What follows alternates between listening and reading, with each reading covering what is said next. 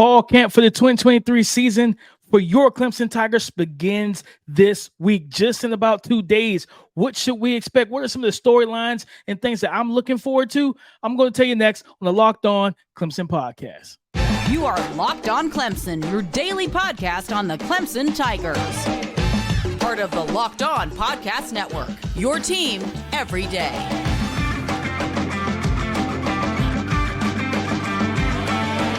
What's up, Clemson family? Welcome back to the Locked On Clemson podcast, your daily podcast covering your Clemson Tigers, part of the Locked On Podcast Network, your team every day. I'm your boy, Damian Parson, always on the ones and twos. You can find and follow me on Twitter at DP_NFL. I'm a national scout over with the Draft Network, as well as part of the co-host team of the Locked On NFL Draft podcast. Guys, thank y'all for making Locked On Clemson your first listen today and every single day, Monday through Friday. Appreciate you being the family and being my every single dayers, man. Shout out to you guys for all the support. We have a fun show. We're going to talk about fall camp for your Clemson Tigers. We're going to get into, is it the year? Is 2023 the year of Justin Mascoll and his big jump for your Clemson Tigers off the edge? We're going to talk about new starting right tackle, Tristan Leigh. He's under the spotlight in fall camp. And then we're going to open up this show with offensive continuity. How quickly can this offense gel, man? And that's going to be the big thing, because no matter how much talent you have offensively, being able to gel, right, from all facets, passing game, run game, receiver, quarterback timing, offensive line continuity, right? Having those guys work as a full-fledged unit, one sound, one mind, or whatever it is, that phrase, you want it to be like that, right? To where they're moving just one step at a time, like as one core unit, right? And everything like that. And of course, Cade Klubnik being the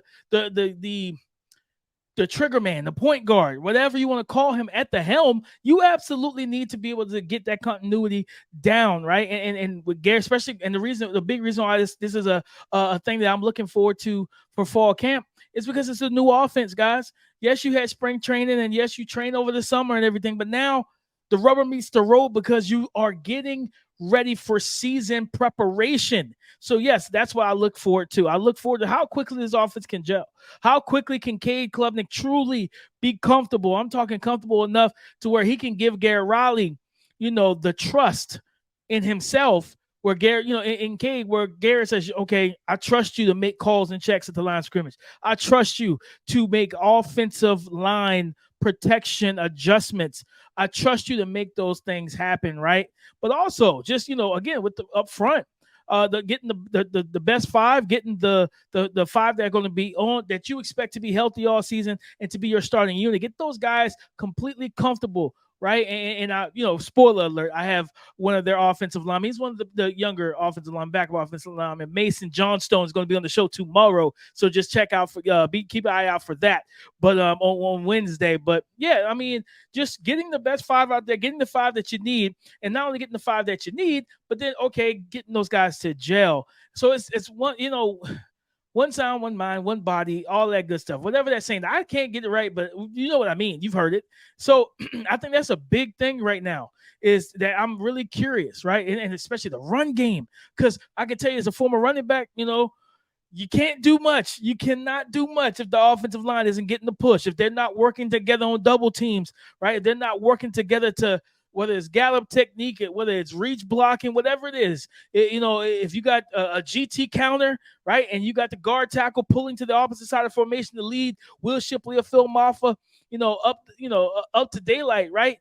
Well, if those guys aren't really, the timing's off, the one's too close to the other, and it's slowing down the run and everything like that, you're allowing defenders to get into the alley to clog that lane, and now your running back doesn't have anywhere to go. And now he's dancing in the backfield. He's trying to string plays out. He's trying to make something out of nothing. And I think that's the big thing for me, guys, is you don't want that. So, yes, offensive continuity is big. And then, again, yes, you want to see Cade, take command of this offense and everything, but you want to see how much, right? How much will we see the run game? I expect it to be a heavy dose. I expect a heavy dose of the run, including Cade's legs, right, and with his ability to improvise, right, on the fly and things like that, but also zone read and QB keepers and everything. But with Phil Maffa and Will Shipley, the snap share, how are you going to divvy that up, right? I expect a bigger snap share for Phil Maffa in 2023. Now, do I expect him to out snap or be within 10% of the snaps of Will Shipley? No, I don't, because of Will Shipley's ability as a as a weapon out of the backfield and be able to run routes a little bit and all that type of stuff. I think that you'll see him moved around more. I want to see how, you know, Garrett Riley is going to use these two particular bats, because like I think I've told you guys before, last year, you know, it was a Kendrick Miller show at TCU, right? They had I think it's DeMario or something like that. I can't remember the running back, the backup running back's name for TCU, who gave, you know, Michigan all types of fits, right? But he was kind of almost in the same mold of Phil Maffa, dense frame, strong physical guy. So, but he didn't play a lot, you know, because Garrett Riley ran his head horse, his top stallion, and that was Kendrick Miller, who's now with the New Orleans Saints. Now, do I believe him to run it as heavy, you know, to have such a discrepancy, right? In terms of, oh yeah, you know, Kendrick Miller had 200, maybe 300 carries or whatever it was, and the other guy has like 70. No, I don't think it's going to be like that. But I am interested to see how, you know, much, you know, how they split those reps for Shipley and for Maffa, because that's going to be big just in general, man. Gives defense different looks. And how I also want to see, can we get some 22 and shotgun? Can we get a little double back in the backfield with Cade being flanked by Will and Phil Maffa? Will and Phil, you know, Will and Phil. Can we get a little Will and Phil in the backfield together in shotgun and really kind of get some motion? I just want to see the creativity that this offense is going to bring as well. Like I said, the continuity is going to be big. Gelling, being creative, getting everything down packed. How quickly does that happen in fall camp, especially with pads on, stuff like that, where guys can tackle and hit and whatnot, and everything. I'm looking forward to that, because guys, at the end of the day, like that offensive continuity, if the offense takes 6-5, like not even 6, because you only have 12, 13. If the offense takes 3 or 4 games to get rolling, it's going to put a lot more onus on the defense, a lot more stress on their shoulders, a lot more weight on their shoulders to carry the load and knock off some pretty decent opponents in the first 5 weeks of the season. So you want them to get that chemistry down packed. You want to see Cade. I think my last point is this. You go back to the spring game. I believe he threw 2 interceptions and everything. He looked okay, but again, it was a new offense, right? First time running a new offense in a game-like simulation or situation. You want to see him improve on that. You want to see him string together days and really find his footing in this offense, where he is comfortable and knows the playbook like the back of his hands. He knows the route timing with his receivers, all that good stuff. He knows all of that, like literally, like the back, like reading something off the back of his hand. Like he already knows it. So you just want to see a better performance, more consistent performance from your star quarterback, Cade Klubnik, heading, you know, for fall camp. That's part of my, offensive continuity spiel and for to open up this show, man, because this offense has some high octane and potent scoring potential on it, but they have to gel. I've said it multiple. Continuity and gelling for this offense is going to be either the blessing to the climb to the mountain, right? The propeller, the trampoline, what have you, or it could be the thing that the Achilles heel that holds them back. So we're going to talk about, we're going to keep an eye on that, right, and everything like that. But talking about the offensive line, we're going to go some fall camp spotlight, where we're going to spotlight a player, and we're going to look at right tackle, offensive tackle, Tristan Leigh. All right. He's the new starter, supposedly. So we're going to talk about him and what we need to see from him to be comfortable with him with the starting gig. Coming up next on the Locked On Clemson podcast.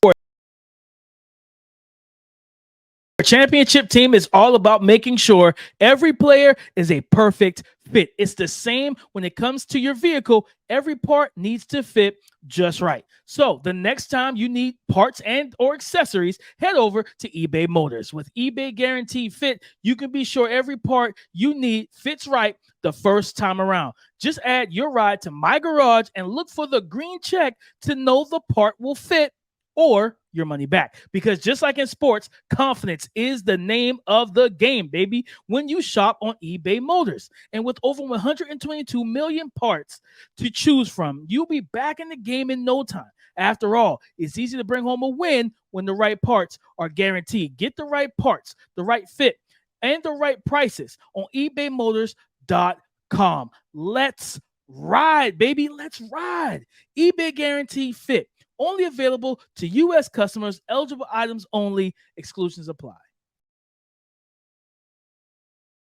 The spotlight in fall camp is on offensive tackle, redshirt sophomore, and projected starting right tackle, Tristan Leigh. And guys, I just talked about offensive continuity in the first segment. I talked about the offensive line, getting together, gelling together, playing well together. I talked about that, right? Now, that's going to come down to a new addition to this offensive line in terms of the starting lineup. A guy that played, I think, 5 games last year. I believe he had only 50 snaps, and that's Tristan Leigh. I'm going to make sure I'm looking at the numbers here. Shout out to PFF. I'm pretty sure that Tristan Leigh, yes, 5 games.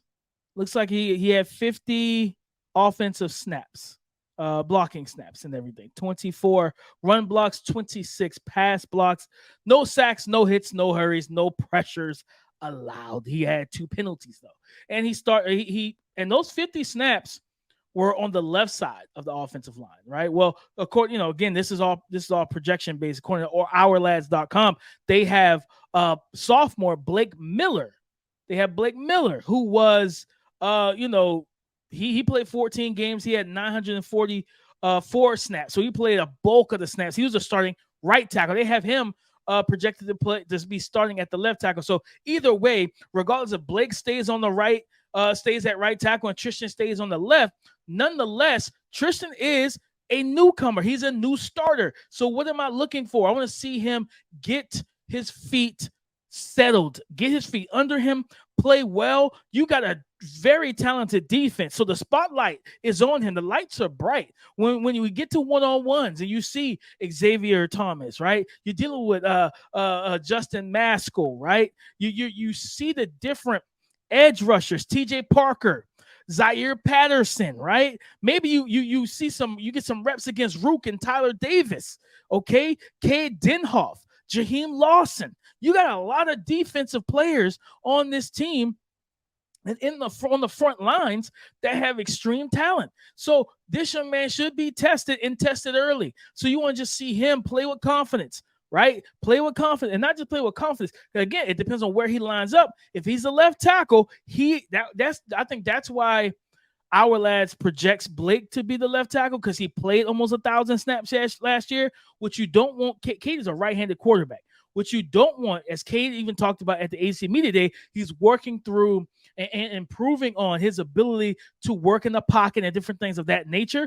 Here's what you don't want, ladies and gentlemen. What you do not want is for him to have to worry about his blind side with a new starting tackle in a Tristan Leigh. Now, again, if Blake played almost 1,000 snaps on the right side, he would still be a new left tackle, but playing the game of college football and playing high amount of snaps will not be a detriment to him or a reason for concern with Blake Miller as it would be for Tristan Leigh. So with Tristan Leigh, man, you think about just what would he bring? 6'6", 315, right? You want to see this young man just move well. You want to see him play well in the run game, be physical. Like I said, I expect that this team with two of the top talents at running back in the country to run the ball quite a bit. And you know what I mean? And I'll talk to Mason Johnstone, backup offensive lineman tomorrow about the run game. And, how much he expects them to run it and everything.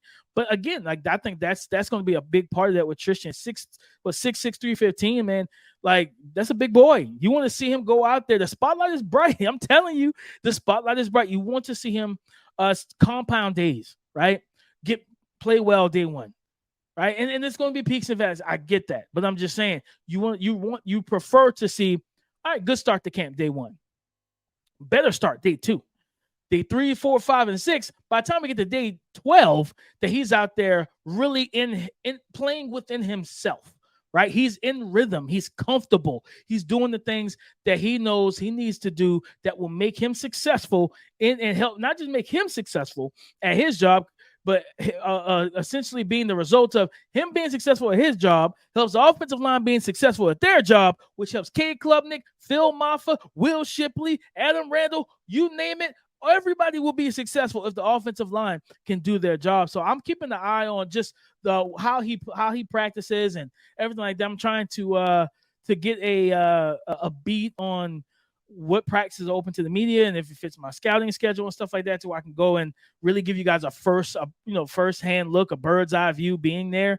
But nonetheless, I'll definitely, be able to check in with some of the people that I'm close to with the program and know who's performing well, who struggles, stuff like that. So yeah, that, like I said, at the end of the day, guys, for Tristan Leigh, it's not go out there and be Trent Williams and be an all-pro NFL tackle. It's just going out there, proving you belong, giving the coaches the confidence. I always say this. People say quarterback is the most difficult position to play in football. I entirely disagree. I believe it's cornerback and I believe it's tackle, because those are the only two positions that you are requested and expected and required to play on the island when you have another human, another grown man, right? A better athlete most times charging at you while you're retreating, and you have to do your job and stopping them from being successful when they're gaining nothing but momentum and you're retreating backwards. It's the most. I'm telling you, offensive tackles and darn corners, man, two toughest positions to play in football, especially at the NFL level. So the spotlight is bright, right? Eyes going to be on Tristan Leigh for me, and see how he performs and how he plays, in all of camp, and then get ready for the season, man, because Dwayne Carter is just a couple weeks out. He's just a couple weeks out, ladies and gentlemen. But guys, we talk about a couple weeks out from the start of the season, and it's 2023. Is this the year that we should expect a big jump from Justin Mascoll, edge rusher, opposite of Xavier Thomas? No KJ Henry, no Miles Murphy. We're going to talk about him next, and what we should expect on the Locked On Clemson podcast.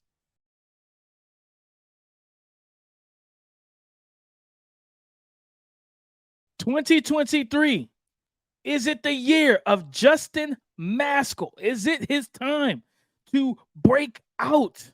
Right, young man has been on the team since 2018. And when you say DP, what do you mean? Is it his time to break out? Well, in 5 years since 2018, he's a 6-year senior.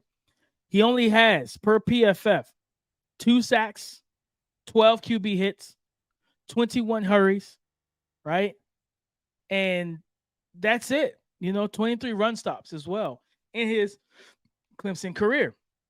Now, don't get it twisted. He's been behind some really talented dudes, KJ Henry and Miles Murphy, and Xavier Thomas as well. When you think about what he's had to deal with, being behind, NFL talent, for sure that happens. But he has stayed the course for 2023. He didn't transfer. He didn't go to the NFL draft, even though he could have. Right? He said, "No, I want to come back." And I'm pretty sure he's looking to have a big impact on this 2023 Clemson Tigers defensive unit, man, and their pass rush.